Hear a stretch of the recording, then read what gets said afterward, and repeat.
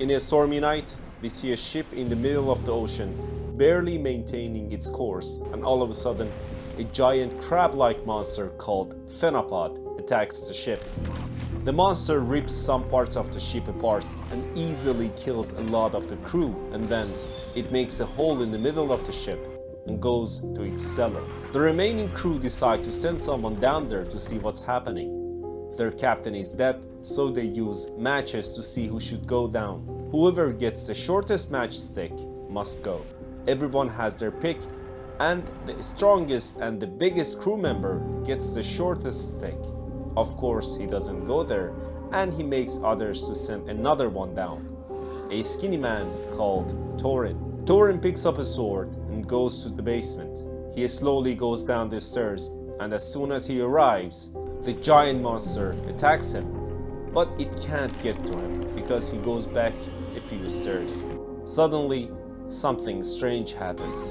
The monster uses one of the crew members that it killed like a marionette, and it starts to talk to Torin. Feed an island. Me eat meat. Feed an island. Torin thinks of a deal and talks to the monster and suggests the deal. He says that he is the only one who can steer the ship to feed an island, so if he dies, no one can take the monster to the Feed-an Island. He says that the monster must not harm him. The monster takes a few steps back, and Torin, he says he needs something else.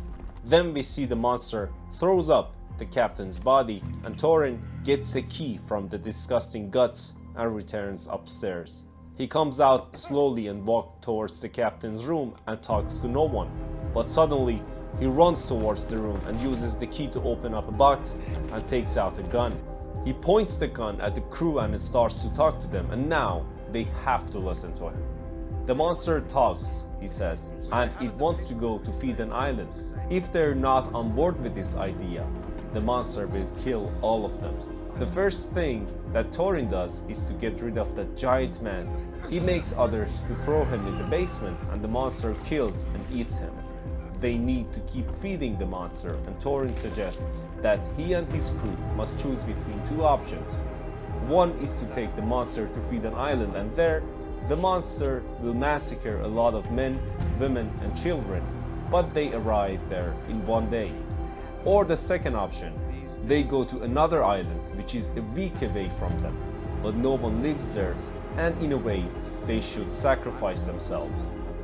Most of the crew are not into the second option because it means their certain death, so Torin suggests an anonymous vote. Those who want to go to Feed an Island should mark X, and those who want to go to the further island should draw a circle. A few moments later, Torin said he counted the votes, and he says that he marked the voting papers. There are two cowards amongst us who betray their kind for personal gain, he says. He kills the two and sets sail for the further island and gives the two corpses to the monster. The more they spend time on their new course, the morale of the crew becomes lower because they know that they are going towards their certain death. One of them tries to kill Torin, and Torin finds out, and the moment he wants to kill the traitor, the monster calls for him. He goes to the basement and finds out that monster ate all the fish and laid a lot of eggs. The basement is full of small crab monsters, and the monster says, "Hungry, we are hungry." That night, the crew see the Feed an Island a few minutes away from them, and they tell Torin that they changed their mind, but Torin refuses. When Torin goes to bed, all the crew decide to kill him. They go to his room and stab him, but he's not there.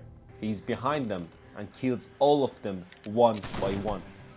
Torin counts how many he killed, and one is missing. He finds him in a box, hiding. The man says that everyone wanted to betray him, but he didn't do it. He helps Torin to throw the bodies to the basement for Monster and its babies, and then Torin reveals a huge secret. He tells the man that he did not mark the votes because he didn't need to. All the crew members voted the same, Feed an Island. Then he pushes the man to the basement. Torin then goes to the basement, and while talking to the monster, He pierces the oil barrels and the floor is filled with oil. In a fast move, he pulls out his gun and shoots a lamp and runs. The fire starts to spread out, and although the monster has a shell to protect it, its children will all burn and die.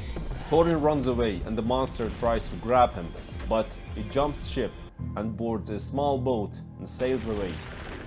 The ship is burning in flames. This was the recap of Bad Traveling, the second episode of the third season of Love, Death and Robots. For more recaps, subscribe to our channel. Thanks!